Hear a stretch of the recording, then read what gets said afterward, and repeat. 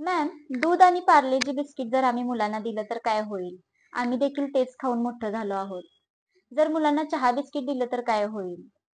थोडीशी शुगर, थोडंसं चॉकलेट दिलं तर काय होईल? मॅम, आम्ही असं ऐकलं आहे की 2-2 सिप जर ब्रँडी दिली तर सर्दी पटकन कमी येते. Dear parents, I want to tell you 0 to 2 years मध्ये मुलांना सॉल्ट आणि शुगर अजिबात द्यायची नाही. And this is my request to all family members. Please आजी आजोबा, काका काकी, मम्मी पप्पा, तुम्हाला जर मुलांचे लाड करायचे असतील तर त्यांच्याशी खेळा, कनेक्ट व्हा. चॉकलेट्स आणि चिप्स देऊन जर तुम्हाला त्यांच्याशी कनेक्ट व्हायचं असेल तर ते पूर्णपणे चुकीचं आहे. आणि जेव्हा तुम्ही अशा प्रकारचे इनपुट्स देता, म्हणजे अशा प्रकारचे पदार्थ देता in terms of sugar, salt, chips, तर आउटपुट देखील वाईटच येणार. लाईक तुमची मुलं चिडचिडी, हट्टी होऊ शकतील.